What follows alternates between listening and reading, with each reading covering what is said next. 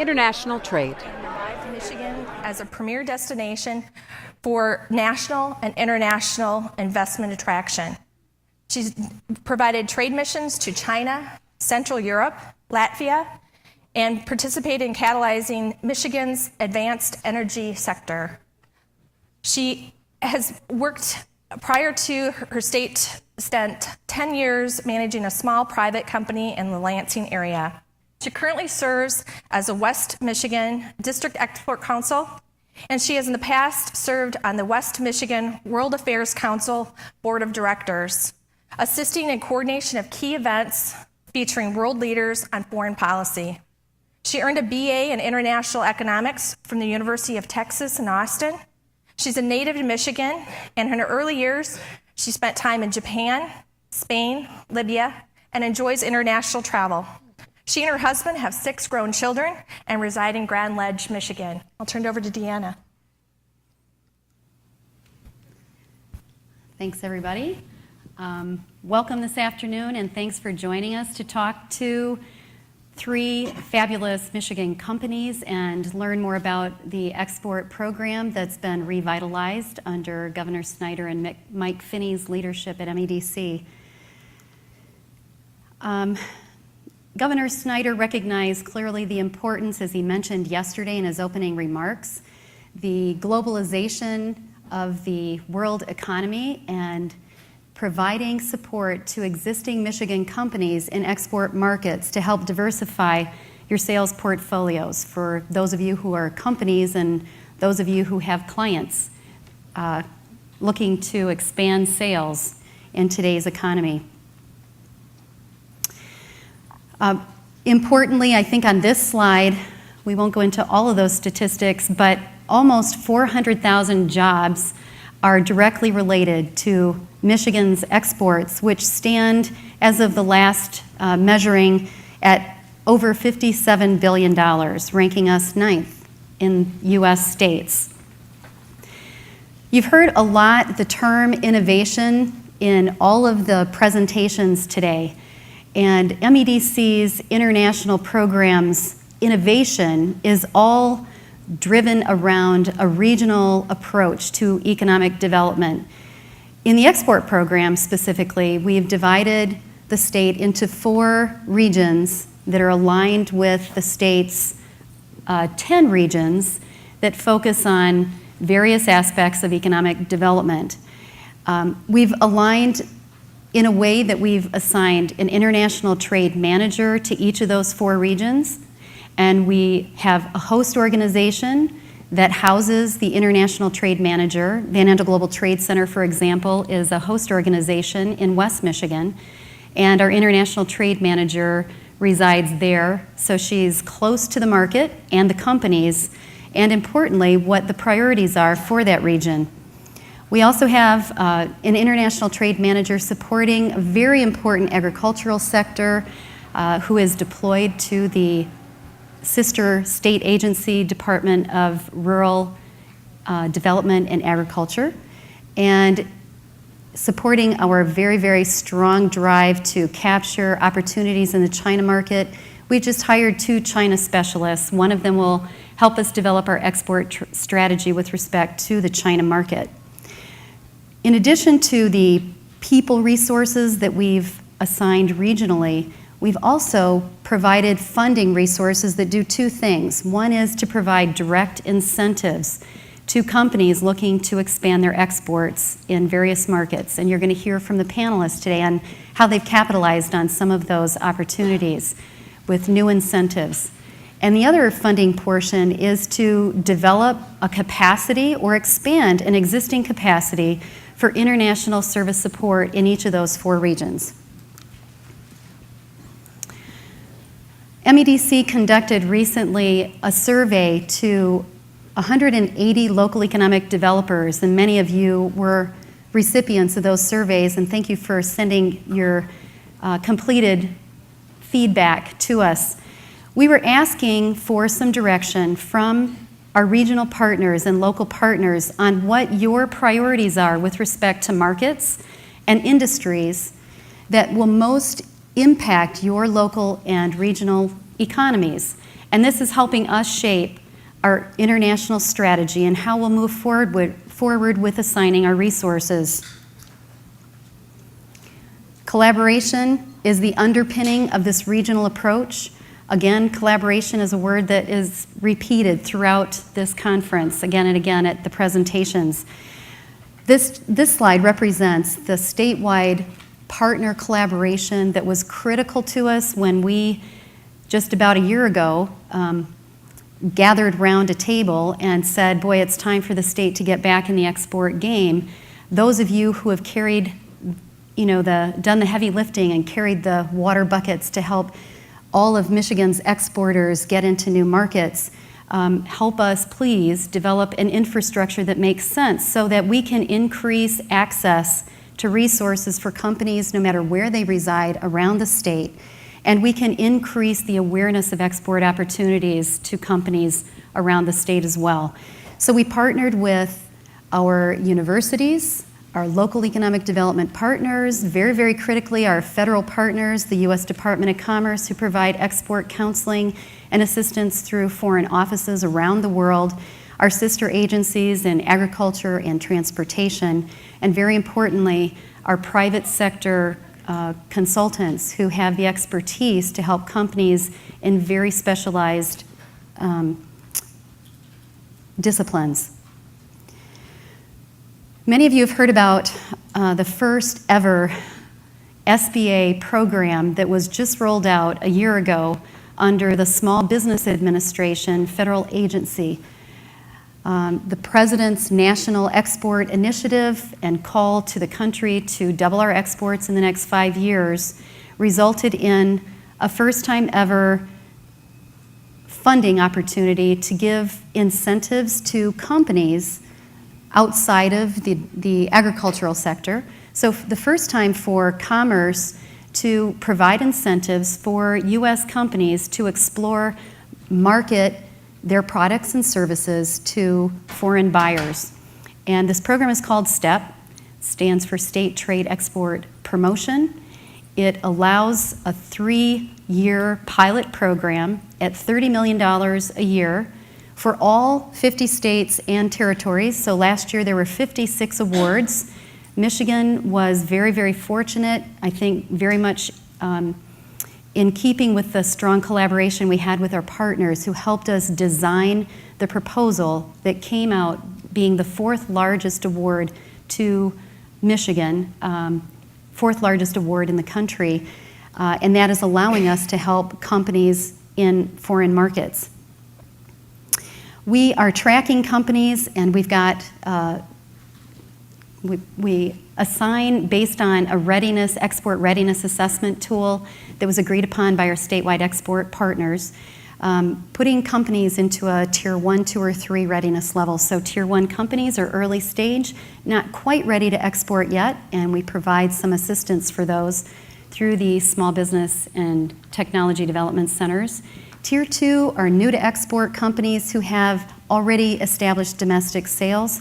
Tier 3 companies are companies who have already exported successfully, and it's part of their proactive sales strategy. So the STEP program allows these companies to get a 50% reimbursement up to $25,000 on allowable activities such as foreign trade missions, trade shows, buyer missions, developing an international website, translating marketing materials specific to a foreign market. And you are able to go to the MEDC website, which is going to show up here soon, to apply. It's a very quick intake form. You're assigned to an international trade manager who steps you through the process. And this chart here shows that in each of the 4 regions, we have achieved one of the goals of the STEP program, and that is to introduce exporting as a viable opportunity for new to export companies. So you'll see our new to export companies are the tier 2 grouping, and each of those graph bars represent one of the 4 regions, and we've also broken out agriculture as a separate sector. The Tier 3 companies are entering into new markets. So you'll hear from some of the panelists today that they're already in certain markets, but the STEP program has allowed them to explore new markets. One of the other very exciting results that we're seeing from the program is that out of 119 applications that have been approved, 53 companies have traveled to 41 new markets. And that accomplishes yet another one of the STEP program's goals, and that is to introduce U.S. companies to yet new foreign markets. So not just the top 5 markets that we've listed here, but new markets. And we've got a surprise. We were really taken by surprise to see as many Michigan companies, for example, entering Middle Eastern markets.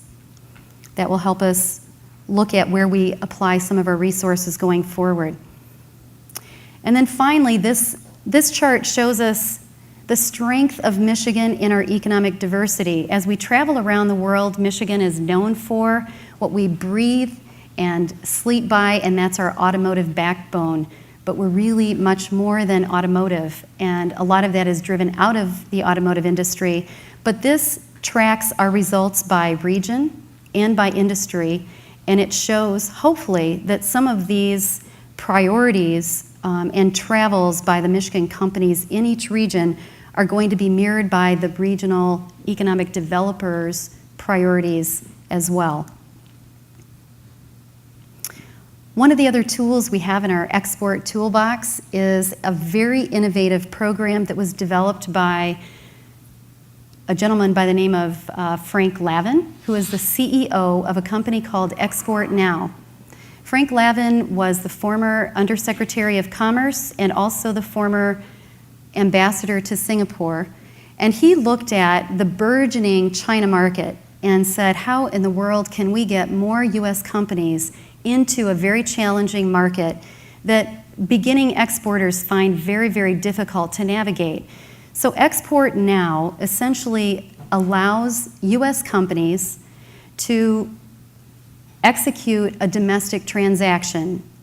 And the way they do that is they work with Export Now, who picks up, once the U.S. company ships a pallet of goods to the Long Beach, California warehouse, Export Now then takes over. Basically, they do the logistics, the customs and tariffs, and order fulfillment for the U.S. company. This is an e-commerce platform that is very much like Amazon.com. It's designed right now for producers or sellers of consumer goods only rather than industrial goods, but they do have ambition to expand that to include industrial products as well. Michigan was the first state to sign up as a partner with Export Now, and for the first 100 consumer goods companies that register on our website, MEDC and Export Now will help defray the cost of that registration. So if you're interested in either the Export Now or STEP program, here is the website, michiganadvantage.org/export. Our next steps to, as I've mentioned, refine our international strategy, establish foreign presence in both Canada and China, execute the China strategy and measure our results, adjust our resources accordingly, and move on. Thank you. Thanks, Deanna. Our next panelist is Mr. Alec Amstutz with DSL Incorporated in Charlevoix, Michigan. Alec was born in Michigan, earned a bachelor's degree at Central Michigan University, and is completing a master's degree from Lawrence Tech University.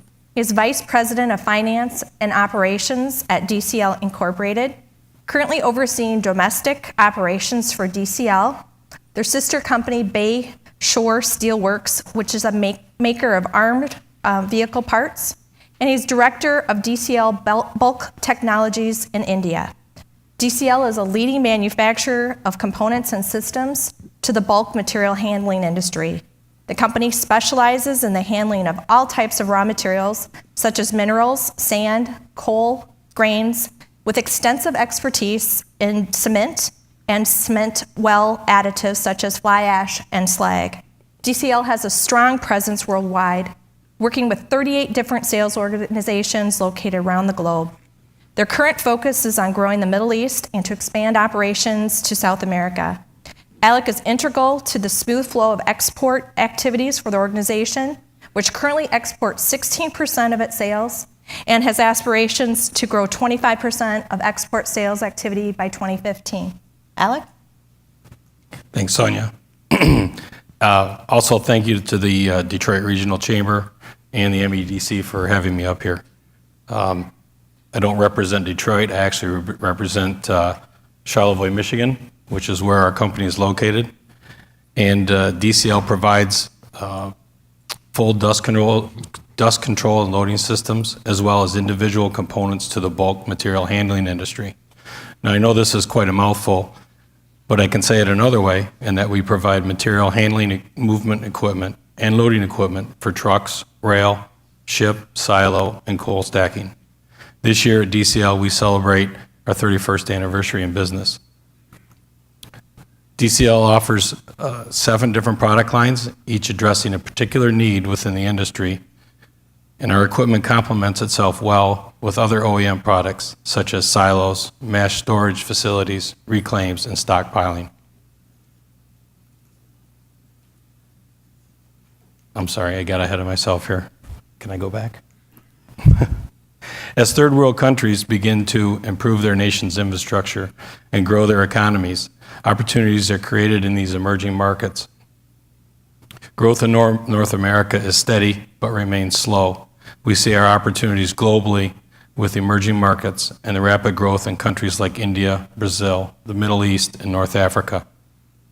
DCL exports to over 50 countries, and our equipment has been installed in 90-plus countries through OEMs and other third-party transactions.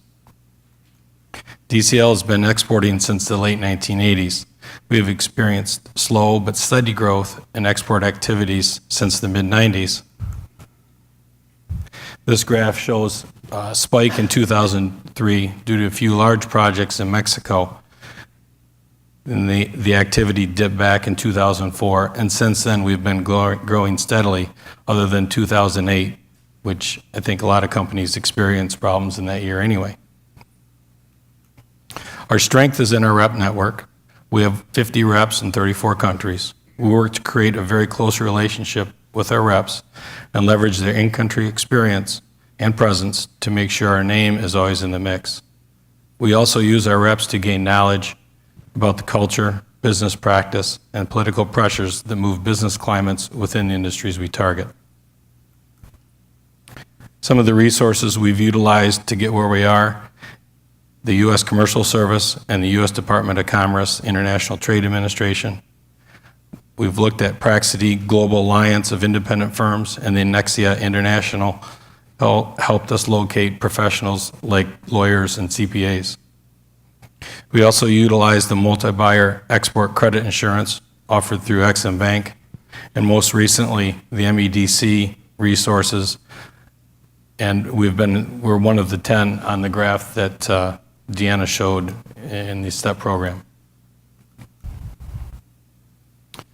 Some of the foreign opportunities that we're involved in: DCL opened a sales office in Hyderabad, India in 1996.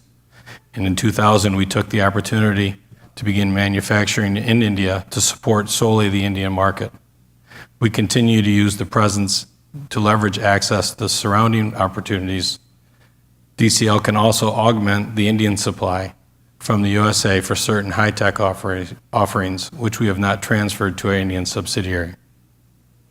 In the MENA region, which is Middle East, North Africa, in 2009 and 10, a representation was put in place in Egypt, Jordan, Saudi Arabia, and the UAE. The whole region is growing rapidly, with much focus on developing new and improved infrastructure. Last year, DCL opened an office in Cairo, Egypt, to work closely with the reps in those areas and create a more permanent presence. We're now focusing on South America, specifically Brazil, Chile, and Colombia. Although we do some exports to Brazil, they are minimal. The import tariffs in Brazil do not make DCL very competitive from a global cost standpoint. We are exploring the best access to this market and hope to make inroads and create a presence. We expect to eventually assemble or manufacture somewhere in South America to gain a competitive advantage and overcome import tariffs in Brazil, as well as be closer to the surrounding markets. We participate in many trade shows throughout the world. Most recently, our people have spent most of May in Chicago, Dallas, and Charleston, South Carolina. All those shows attract international representation as well.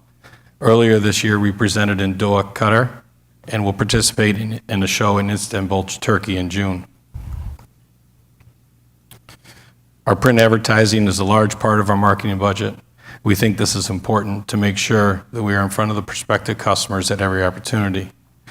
Additionally, we redesigned our website last year, and one of the most important things we got out of it was that we translated it into 3 languages, Spanish, Russian, and Arabic, which has really been able to allow us to leverage what we offer to the international market. And finally, these are just a slice of some of the customers that we deal with on a regular basis internationally and domestically. That's it. Thanks, Alec. Our next panelist today is Mr. Glenn A. Fritz Carlson III, President of Acme Manufacturing Company in Auburn Hills, Michigan. Mr. Carlson is president and co-owner of Acme Manufacturing Company, a global leader in design and manufacturing of machine tools used in grinding, polishing, buffing, and super finishing, as well as deburring. Mr. Carlson has over 28 years of industry experience, and in 1997 became the 4th generation of the Carlson family to lead the 102-year-old company. As president, Mr. Carlson is responsible for overseeing all company operations, including the development and implementation of the company's strategic direction.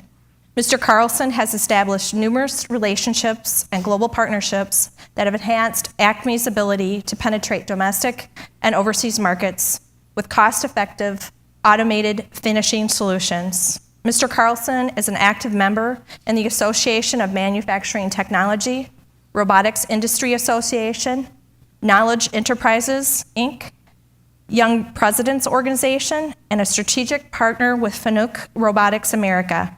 Mr. Carlson has been a distinguished speaker at numerous machine tool and automation conferences on Acme's success in exporting capital equipment. Mr. Carlson holds an executive MBA from the Advanced Management Program at Michigan State University and a Bachelor of Arts degree in marketing from Michigan State University. Mr. Carlson? Thanks, Sonia. And I'd like to thank the Detroit Chamber of Commerce as well as the MEDC for asking me to tell our story about exporting.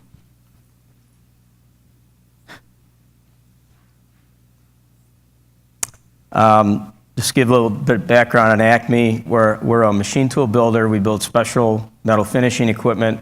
We have primarily 3 product lines: centerless grinding, coil grinding, and we also do robotic integrated systems. And everything is designed and built in Auburn Hills. Background, my great-grandfather that started our company in 1910, he actually interviewed for a job with Henry Ford. At the time, there wasn't enough work to give him a job, so Henry Ford would give him some odd jobs. He was a tool maker.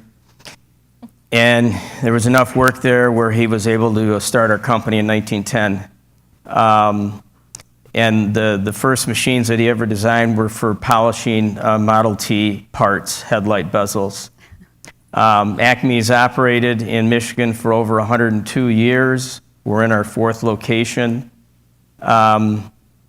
As you can imagine, we have a long history of doing business in automotive, but it's a pretty challenging industry to deal with. In the 97, at that time, our business was 35% automotive, and we decided we needed to go in a different direction. So by 2008, that 35% went to 0.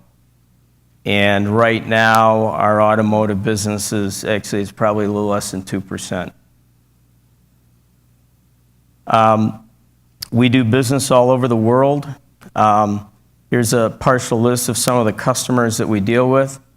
Some of the business that we do, primarily in Brazil, India, and China, are with local companies. We're not following a U.S. customer to another market. We're actually cultivating opportunities in these foreign markets with Chinese-owned, Indian-owned, and Brazilian-owned companies. There's some of the names such as Zoomlion, XCMG, Stam, Popeyes. Those are foreign-owned companies, and they don't sell to the U.S. A little bit of history on Acme and exporting. We've been exporting for a long time, since the 50s. In 1992, we were a recipient of the president. And we have come to the end of day 2 of the Mackinac Policy Conference from right here, smack in the middle of the Grand Hotel parlor.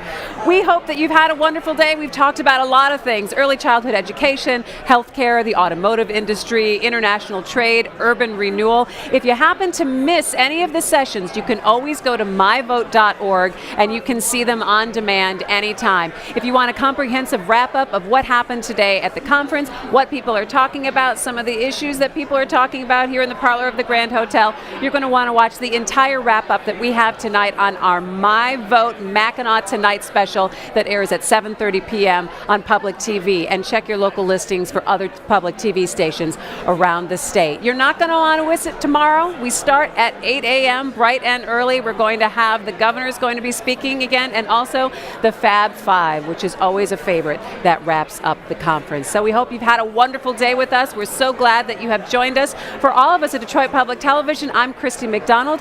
Make sure you come back and see us again tomorrow. Take care.